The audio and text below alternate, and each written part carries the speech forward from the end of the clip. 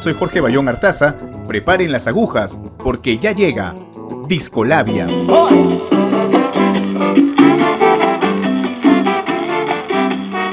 Bueno, amigos y amigas, ¿cómo están? Muy buenas noches. Estamos escuchando Buscando Guayabo del disco Siembra, un long play que fue protagonista de una serie de temas importantísimos y recordados por parte de Willy Colón y Rubén Blades. ¿Y por qué escogí este disco para iniciar precisamente esta nueva edición de Discolabia? Porque esta noche nos acompaña una persona muy especial. Se trata de la periodista y presentadora de noticias Pamela Acosta, que se encuentra con nosotros. Aparte de eso, una apasionada del cabello peruano también. Pamela, ¿cómo estás? ¿Qué tal? Ay, gracias Jorge. Encantadísima de poder estar aquí contigo. Gracias por invitarme. Bueno, comentaba que he escogido este disco porque me mencionabas en la lista que me enviaste, que por cierto ha sido bastante dificultosa poder darle algunas... Y ecléctica. Sí, bastante ecléctica. Que te gustaron algunos temas de Rubén Blades y te lo entrego un ratito para que lo vayas viendo y podamos conversar sobre eso. Sí, mira, tú me hiciste pensar con estas preguntas que me habías mandado antes y efectivamente el primer recuerdo musical que yo tengo es muy niña frente a el equipo de música de mi casa. Mi papá tenía un aparador enorme que estaba lleno de cassettes, Y había un cassette en particular que a mí me gustaba mucho, que tenía un popurrí de canciones de diferentes estilos, ¿no? Y entre ellos había muchas canciones de Rubén Blades. Y yo me quedaba sentadita delante del equipo de música que te imaginas pues cómo eran, ¿no? Claro. Grandotes. Estos acharolados tipo muebles. Exacto, ¿no? Que tenían estos... bien elegantes, así. Sí, con parlantes a los costados. Con los parlantes a los costados, claro. eran unas cajas de madera bien bonitas. Y bueno, yo no sabía bailar en ese entonces, pero sí me gustaba mucho escuchar. ¿Cuántos años tenías? Tendría pues 7, 8 años. 7, 8 años, sí. Ya. Sí. ¿Y te pegabas mucho con la música? Me gustaba muchísimo, me quedaba horas pegada ahí. ¿Qué era lo que más te conectaba con la música? ¿La música propiamente, la letra, el ritmo, qué cosa? Creo que era un poco de todo, ¿no? La letra, el ritmo. Y ahora que me pongo a pensar, pues me conecta con esa época en particular, ¿no? Era una época, bueno, yo vengo de familia militar y viajábamos muchísimo y no nos quedábamos mucho tiempo en un solo lugar. Entonces, asocio los lugares en los que estaba con las canciones que escuchaba. Ya. Ahora, ese tema que tú mencionas que provienes de familia militar, ¿ha influido en ti de repente en tu carácter, en tu personalidad, en tu manera, cómo te desenvuelves en la vida, ahora de adulta, por ejemplo? ¿De alguna forma o no? Puede ser, sí. Yo tengo un recuerdo muy fuerte por cómo mi papá era una persona bastante disciplinada. Bueno, es una persona bastante disciplinada, pero cuando estaba en servicio, a él lo veía estudiando todo el tiempo. Entonces, eso siempre nos ha transmitido, ¿no? La disciplina, el amor por los estudios y la corrección. O sea, él es una persona sumamente correcta. Podemos estar en las antípodas ideológicamente, pero es una persona muy correcta y de principios muy firmes. Y eso es algo que siempre nos ha transmitido. ¿Y tu relación con tu padre actualmente sigue siendo, digamos, cercana? Sí, o sea, lo amo, lo adoro a mi papá, ¿no? Pero ya te imaginarás cómo son esos almuerzos familiares de domingo. ¿Por qué motivo? ¿Por estas antípodas que se llaman las ideológicas? Claro, ¿no? O sea, dicen que la manzana no cae lejos del árbol, pero en nuestro caso son kilómetros, ¿no? Kilómetros de largo. Y, digamos, ¿tienes algún recuerdo con tu padre, por ejemplo, retornando al tema musical? Porque me mencionas que tu papá era el que tenía este mueble con los cassettes en tu casa, bailando con él de repente, alguna melodía que de repente, o una fiesta, alguna reunión de esa naturaleza. Bueno, en mi casa siempre han habido fiestas. Mira. Y bueno, porque a los militares les gusta la fiesta, también les gusta bailar, y las reuniones de militares también son bastante movidas. Y hay una canción en particular que no sé si la tienes, no creo que no, porque no la puse en la lista, si no lo hubiera traído. Pero es una canción clásica que sí o sí si eres militar o eres hijo de militar, la has escuchado, la has bailado, que es Caballo Viejo. Ah, claro, esa canción la he ¿Cómo les escuchado. encanta a los militares esa canción? Tabaco y Ron también era una de Tabaco esas y canciones Ron de también. aquellas Entonces, épocas, en ¿no? las reuniones O Remolino. con militares tenía que estar sí o sí esa canción. Ya, ya. Sí, sí, sí. ¿Y bailabas con tu papá? Sí. ¿Eras de bailar con él? Sí, sí, hemos bailado, claro. Ya.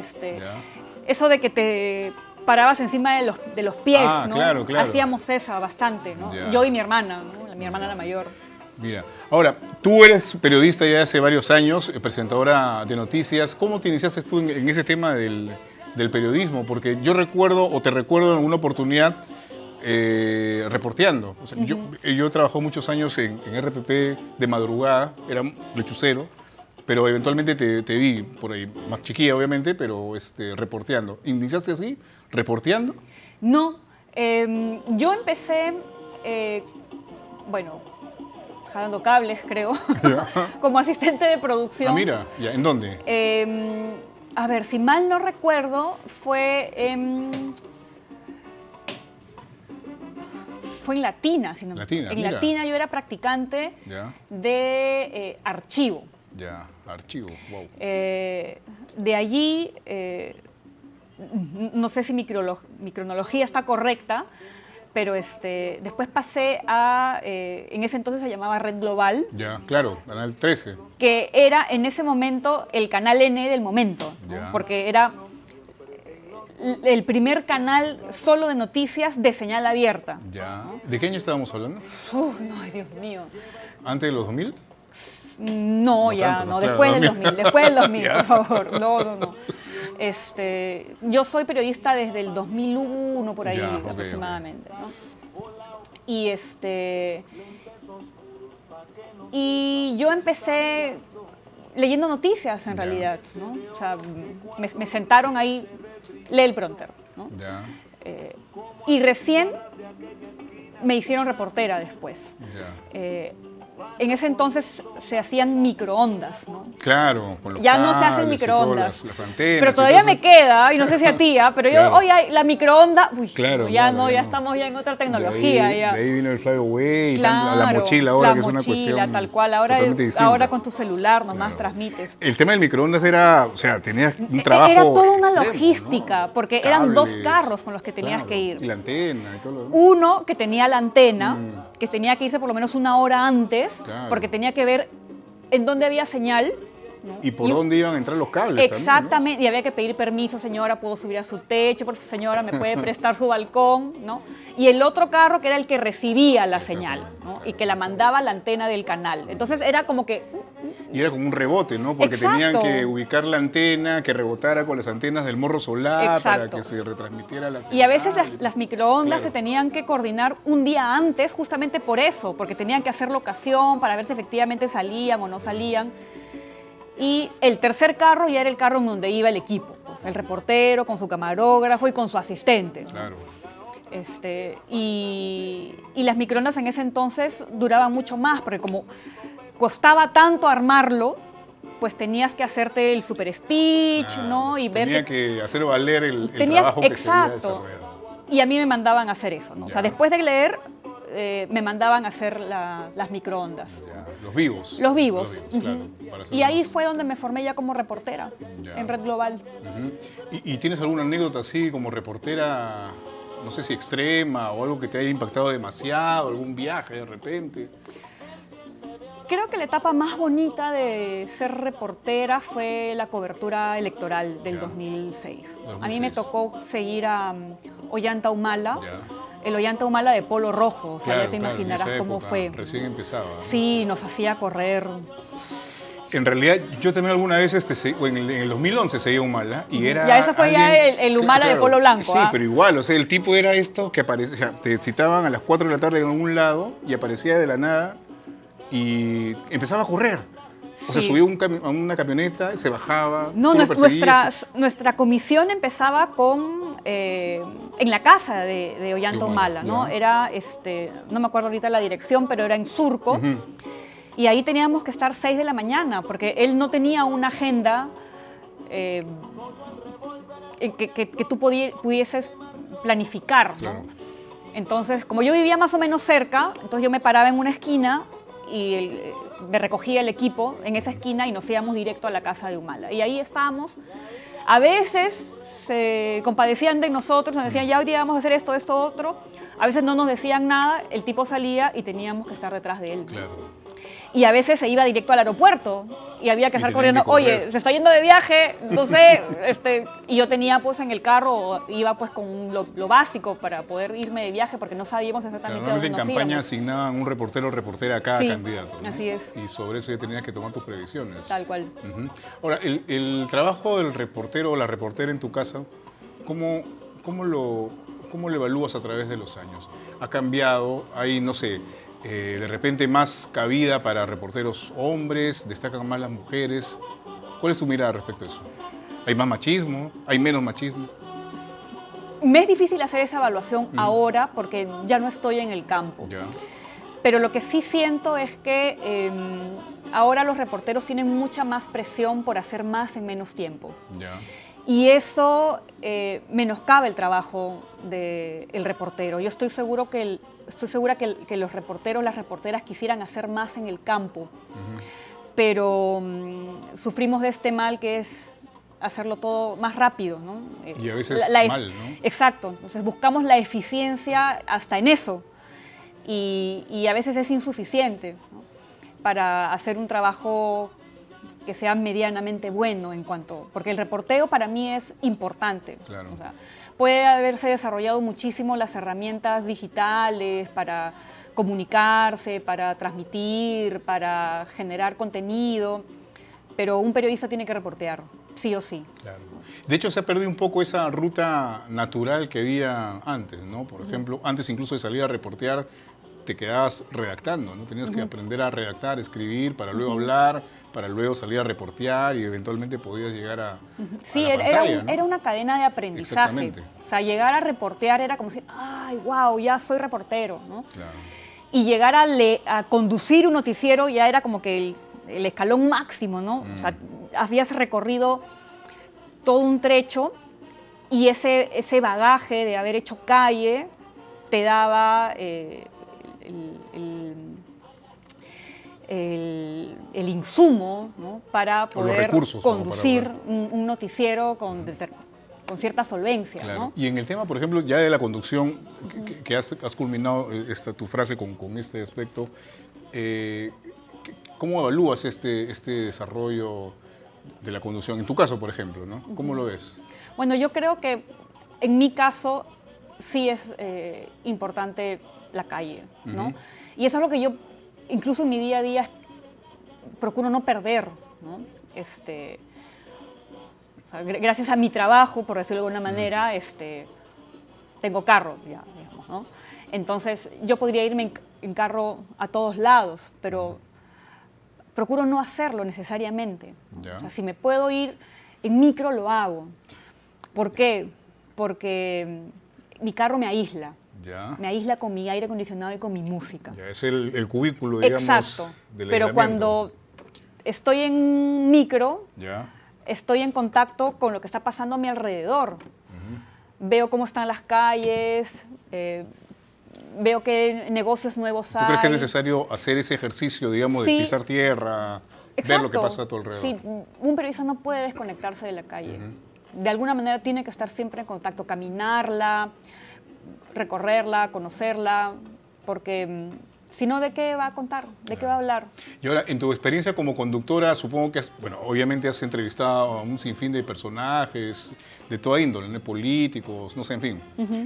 ¿Tienes alguno en particular que realmente te haya, no sé, sacado de quicio? Bueno, en Perú es una pregunta en realidad que no sería tan difícil de contestar, porque viendo digamos, el elenco político de nuestro país, sobre todo en los últimos tiempos, hay muchísimos que sacan de quicio, supongo yo, a varios Sí, entrevistadores, ¿no? Sí, pero a lo largo de tu carrera, digamos, algún personaje que te haya, sí, no sé, obligado a hacer mucho más esfuerzo, no sé, en el tema, por ejemplo, de la formulación de preguntas, del propio conocimiento, de ver la manera, porque los periodistas tenemos eso también, ¿no? A veces tenemos la idea de, bueno, hay que agarrar al entrevistado, ¿no? Agarrarlo del pescuezo de repente, ¿no? Apretarlo un poco. Bueno, Yo creo que tiene que ver con los estilos también. Ya. No te voy a decir un nombre, Ya. porque no es mi forma de ser.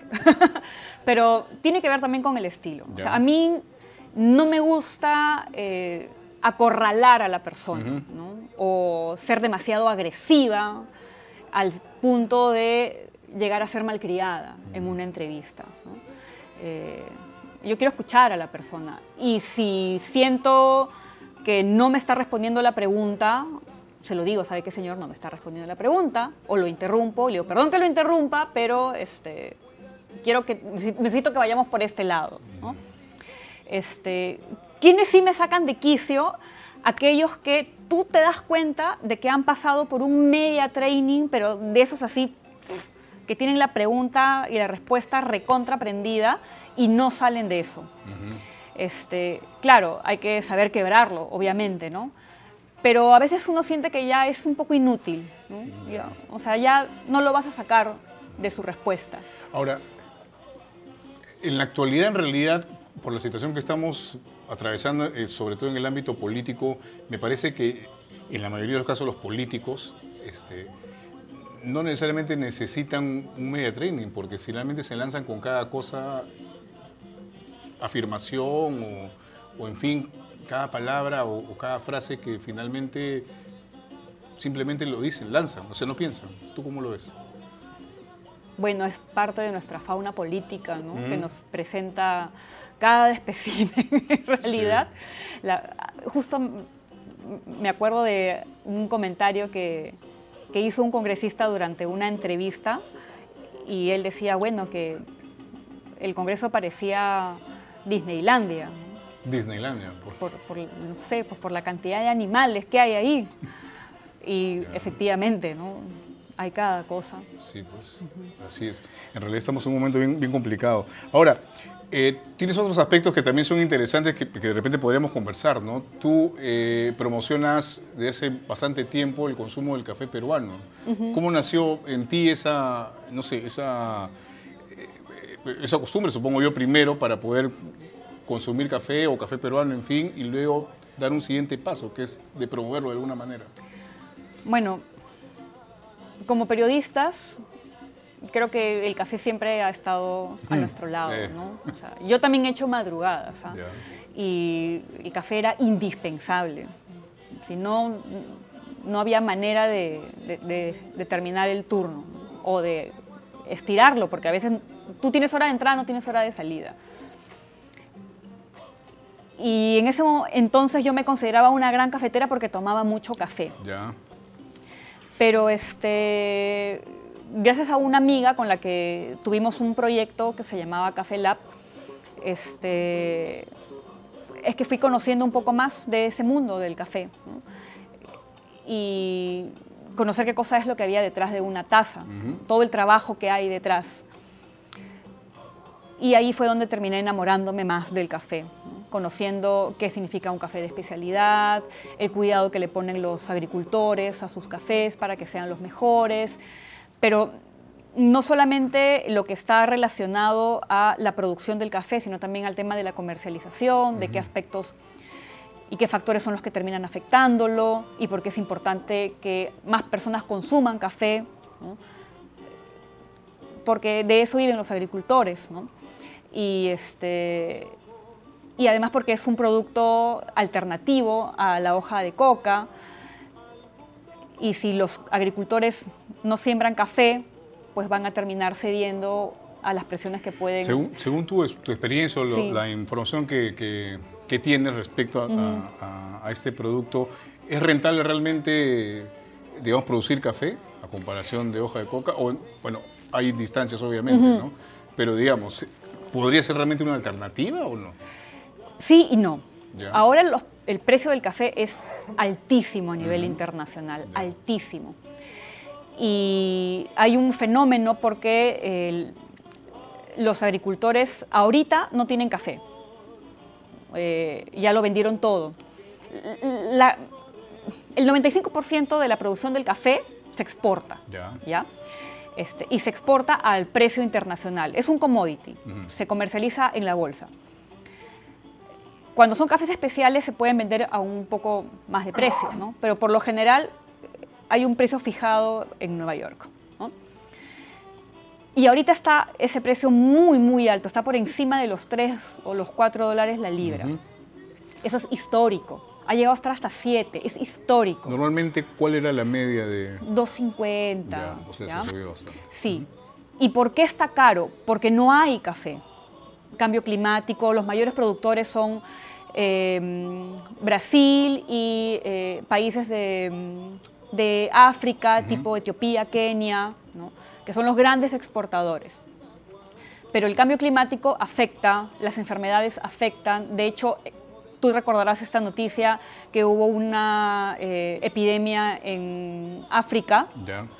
Y eso arrasó con una gran cantidad de trabajadores. Al no haber mano de obra, no había quien coseche. Entonces, eso favoreció a la región, de alguna manera, ¿no? Porque ya no había forma de comprar café de África, entonces comenzaron a comprar café de Sudamérica, ¿no?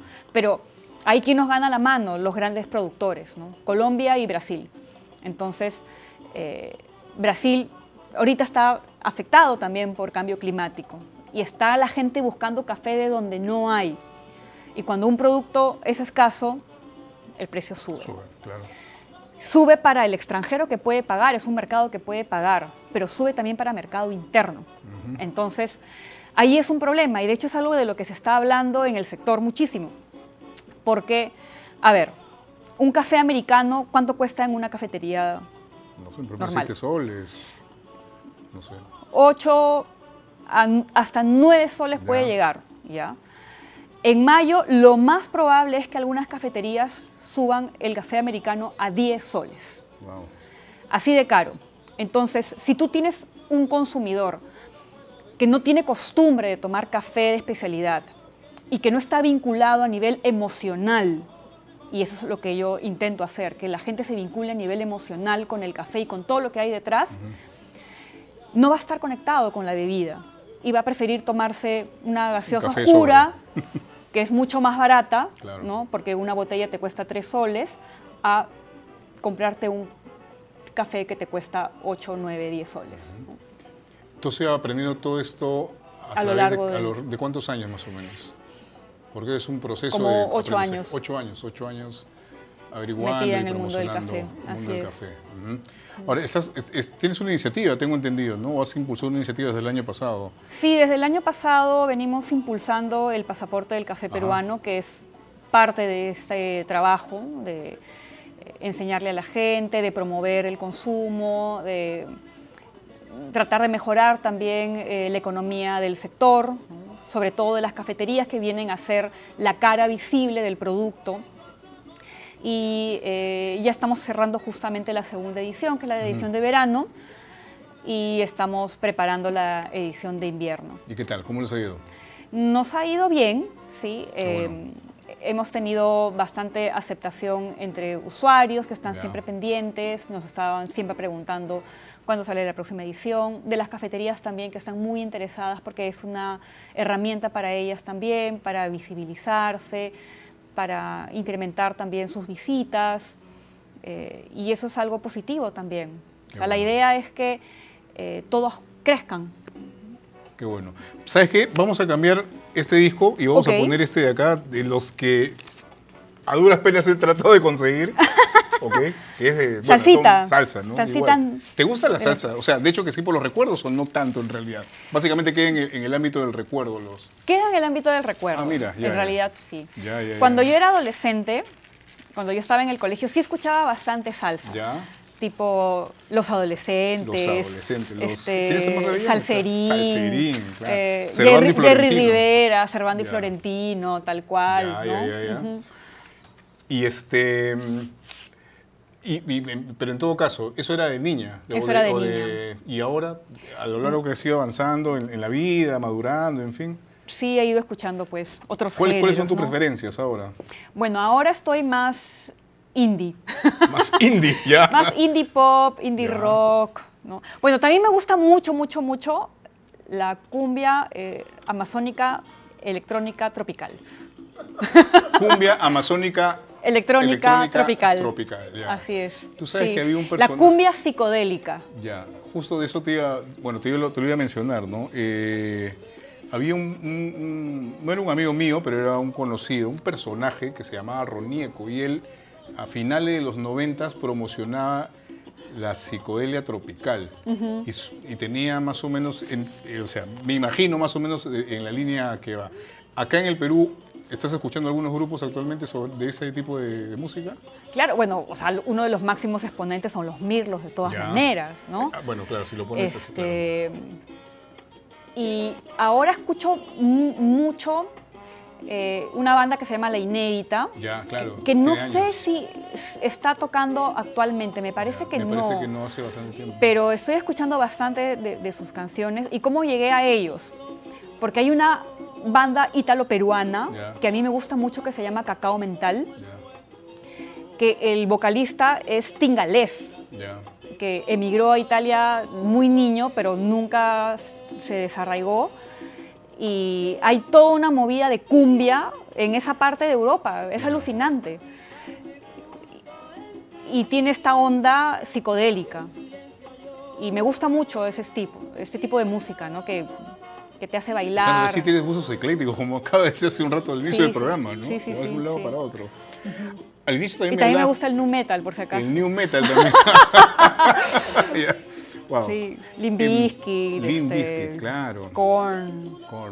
Bueno, el año pasado vinieron, Linkin ¿no? Park. Linkin Park, sí, buen grupo. Linkin Park, buen grupo. Al inicio del programa hablabas de la figura de tu papá por los recuerdos musicales, ¿no? ¿Qué de tu mamá? Mi mamá es una mujer encantadora, muy fuerte, luchadora, que ha aguantado de todo. Margarita. Margarita, Margarita. Qué bonito nombre, Margarita. ¿Ya? ¿Cómo la definirías tú? Así como te digo, ¿no? Encantadora, fuerte, luchadora, muy sensible. Ya. ¿Tienes algún primer recuerdo de ella, por ejemplo? Algo así como tu papá me dices que bailaba sobre sus pies en las fiestas. Un primer recuerdo. Un olor, no sé, algo, porque a veces hay recuerdos sensoriales que regresan en un momento determinado de la vida, ¿no? Por momentos determinados en la vida, ¿no? Bueno, hay un recuerdo, la vez pasada nos pusimos a hablar de eso, no es un recuerdo muy antiguo, ¿no? A mi mamá yo siempre la he acompañado al mercado, ¿no? Me encantaba acompañarla siempre al mercado, mi mamá. Y con ella nos íbamos mucho al centro, ¿no? O sea, agarrábamos el micro, nos íbamos a la banca y íbamos a comprar al centro, ¿no? Y yo qué edad tendría, 18, 19 años. Y claro, ¿cómo es cuando una misma anécdota se cuenta de versiones diferentes? Porque mi mamá tiene una versión distinta. Una versión diferente, ¿no? En su cabeza se quedó una idea de esa situación. Me roban estando con ella. Me meten la mano al bolsillo y me sacan el celular. Era un celular lindo, Jorge, que yo jamás iba a permitir que me lo robaran. ¿Por qué era lindo? ¿Qué características tenía? ¿Era rosadito con orejitas? Era un Sony Ericsson anaranjadito. Esos que parecían sanguchitos. No sé, no me acuerdo. Era blanquito con anaranjadito, claro, sí ¿no? me acuerdo. Y en esa época pues era musical, ¿no? Porque la onda era cargarle la música y tú escuchabas la música. Creo que venía ¿no? con unos parlantitos. Creo que sí. Parecía un paquete de galletas ese celular. Exacto, era hermoso. Sí, no, ahora son todos feos igualitos, o sea, no tienen ningún estilo, pero bueno, ya. Y yo perseguí al choro, Jorge. Lo perseguí por la Bancay. Wow, ya. Según mi mamá, le metí una patada al choro. Ya. Pero según yo, lo presioné tanto al choro que el pata me tiró el celular y yo lo agarré así en el aire y regresé con mi celular. O sea, pero eran otras épocas. Justo te iba a decir eso, ¿no? O sea, claro, uno puede decir, eres una mujer de armas tomar, que definitivamente puede serlo, pero eran otras épocas, ¿no? O sea, ahora es impensable que alguien te robe un celular así a la volada y tú vayas a perseguir a... Bueno, pero pasó, hace poquito se viralizó un video de un chico que agarró a un falso delivery y lo logró tumbar al suelo, ¿no? Claro. Con la moto y todo. Uno no sabe cómo va a reaccionar. Pero ese tipo de cosas son excepcionales, sobre todo en este momento, ¿no? Sí, porque te pueden sacar una pistola y te pueden matar por un celular. Hablando de eso, hace unos días o la semana pasada, no recuerdo, se comentó un episodio del cual tú fuiste protagonista. Estaban presentando en el noticiero una información del cambio de unos bebés recién nacidos. Ah, sí. Y digamos que te impactó muchísimo, ¿no? Incluso te quebraste al aire, frente a pantallas. Y te parto de este episodio para un poco alargar la pregunta respecto a cómo se puede lidiar en un noticiero de señal abierta, donde todos los días, lamentablemente, se tiene que informar sobre casos de muertes, sicarios, extorsiones, y un caso como el que tú presentaste la vez que te estoy mencionando, ¿no? ¿Cómo lidias con eso? Mira, yo procuro que esas cosas no me pasen. No sé si será por mi carácter. Yo me considero una persona dura, ¿no? Que así nomás no llora. Y además porque siento que si nos ponemos demasiado sensibles, sobre todo para el trabajo que tenemos, pues no lo podríamos hacer, ¿no? Es como un señor que trabaja en una carnicería y no le guste la sangre, ¿no? O sea, no podría trabajar. Y discúlpame que lo ponga en esos términos, pero es así, ¿no? O sea, una persona demasiado sensible quizás no podría dedicarse a este trabajo en donde nos ha tocado ver de todo y escuchar de todo. Pero también me pongo a pensar del otro lado, ¿no? O sea, si un caso tan conmovedor como ese me vuelve a hacer, me vuelve a quebrar de esa manera, significa que estoy viva, ¿no? Sí. Que todavía corre sangre por mis venas, que no me he vuelto una insensible, claro. Que este mundo que lamentablemente nos encontramos, en donde estamos todo el tiempo sobreestimulados, porque todo el tiempo estamos informando de, como tú bien dices, de muertes, de asesinatos, que te insensibilizan, porque no es un solo caso, son miles de casos todo el día. Sí puedes llegar a sentir algo. Has dicho algunas palabras que me han hecho recordar un poema de José Watanabe, ¿no? Animal de invierno, que es uno de mis poemas favoritos, ¿no? Bueno, no lo tengo todo claro el poema, pero en la última parte de este poema él dice algo así: y volveré a las vetas del cerro, por ejemplo, no de la montaña es lo que dice, ¿no? Y si, digamos, algo así como que la parte carnosa de la montaña interior sigue moviéndose, es porque todavía vivo. O sea, haciendo un poco referencia a esto que tú señalas, ¿no? A la sensibilidad, que claro, una sensibilidad extrema probablemente no sea lo mejor para una profesión como el periodismo, y sobre todo acá en el Perú, en el que vemos tantos casos de esta naturaleza de violencia, ¿no? Pero queda la otra pregunta, ¿no? Si no te impactas, si no te sensibilizas, si no te emociona algo, entonces probablemente tampoco tengas la respuesta en el sentido de ejercer bien tu profesión de alguna manera. ¿Consideras eso o no? O sea, si no te indignas, por ejemplo, ante una cuestión y te mantienes insensible y solamente pones un micrófono... Es que te tienen que indignar, por supuesto que sí. O sea, este caso en particular, por supuesto que indigna, ¿no? Pero a lo que yo voy es que ya son tantos los casos, y es algo también de lo que he estado leyendo hace poco, ¿no? Que tiene que ver con cuán sobreestimulados estamos y bombardeados de este tipo de situaciones que ya las pasamos, ¿no? Por ejemplo, este chico que falleció, el cantante del grupo Armonía 10. Paul Flores, ya. Que generó toda una movida, los artistas de pronto despertaron, ¿no? Y se dieron cuenta de que ellos también podían salir, ¿no? a quejarse y a marchar, y que eso es un acto político, y eso de alguna manera precipitó la caída de Santibáñez. Ya. Mañana hoy hay una es marcha, otra cosa. O sea... No, pero me refiero a que, o sea, claro, es un caso emblemático, en teoría, ¿no? Pero ¿cuántos casos emblemáticos hemos tenido? Y seguiremos teniendo. A eso voy, ¿no? Que las cosas pasan así, todo el tiempo, en nuestro país y en el resto del mundo, ¿no? Las guerras, ¿no? O sea, cuando inició la guerra entre Rusia y Ucrania, ¿no? O sea, no había día que no informáramos de bombardeo aquí, bombardeo allá, hasta que se agotó. De pronto apareció otra guerra, ¿no? Israel contra Hamas y lo que está pasando en la Franja de Gaza, todos los días, ¿no? Hasta que se agotó. ¿Por qué? Porque apareció otro conflicto. Y eso es lo que lamentablemente está sucediendo, ¿no? Y eso es lo que nos llega a insensibilizar, Claro. porque estamos todo el tiempo sometidos de manera constante a esos estímulos que ya es como cuando nos automedicamos. Claro, nos somos resistentes Nos volvemos resistentes a ese tipo de cosas, ¿no? y ya no nos importan. Terrible, ¿no? Y sobre todo, de repente acá puede sonar muy reflexivo, ¿no? Pero o sea, claro, digamos, tenemos una edad más o menos madura, pero hay jóvenes periodistas que ahora mismo están empezando, ¿no? Y el afán de exposición muchas veces podría más bien generar esa insensibilidad también frente a hechos, ¿no? Con tal de tener, no sé, la primicia o meter el micrófono a algún testigo de algún hecho de sangre, en fin, ¿cómo lo ves tú? ¿Crees que hay algo de eso? ¿Hay mayor interés en la sobreexposición por parte de los jóvenes periodistas, de acuerdo a tu experiencia? Sí, o sea, hay mucho afán por ser visto, ¿no?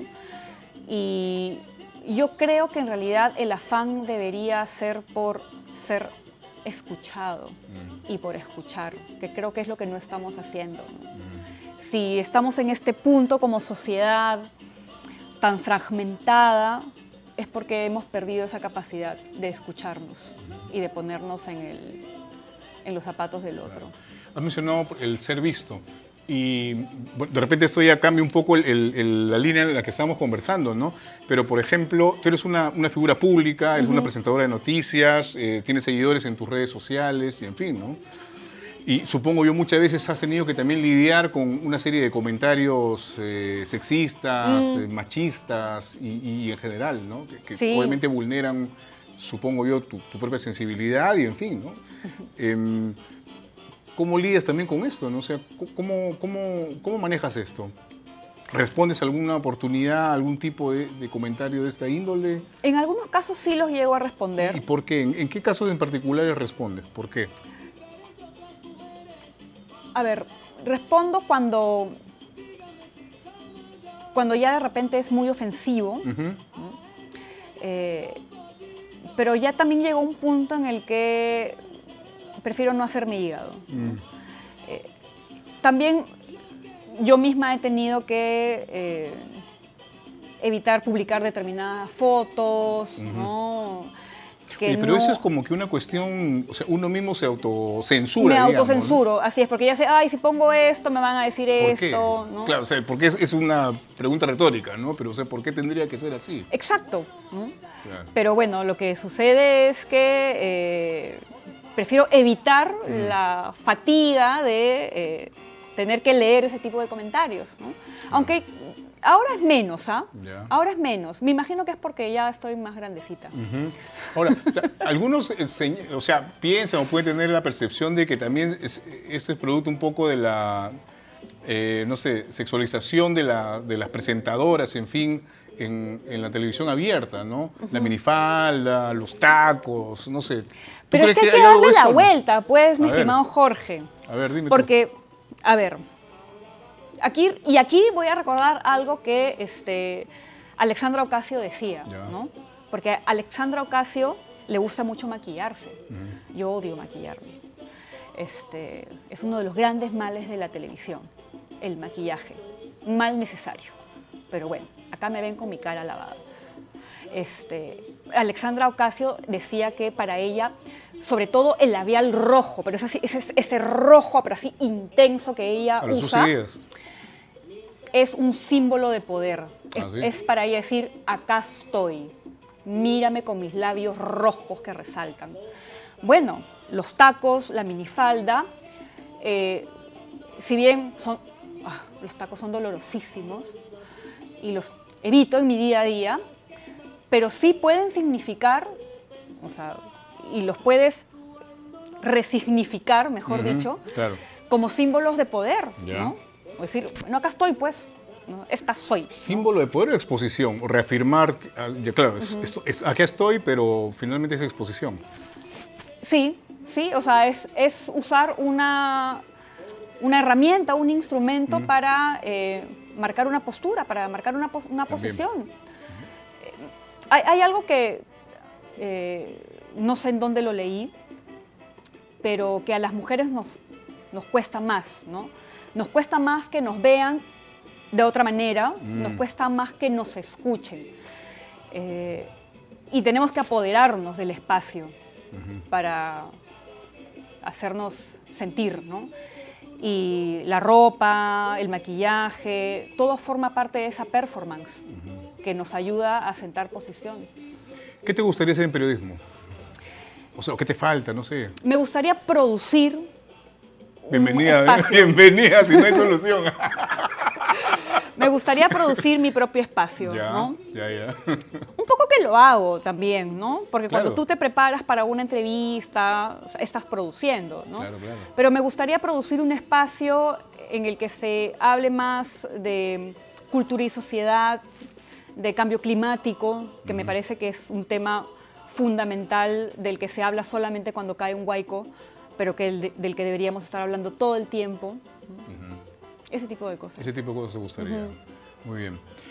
Pamela, ha sido un gustazo haber conversado contigo, de verdad. Muchísimas gracias. Esperamos tenerte nuevamente en otra oportunidad. De repente ya con una colección de música y de discos un poco más nutrida. Y facilítame las cosas, pues, ¿no? Claro, la próxima también. sacamos un canjecito, pues, con alguna tienda Sí. de vinilos Oye, y sí, ponemos pues. acá, ¿no?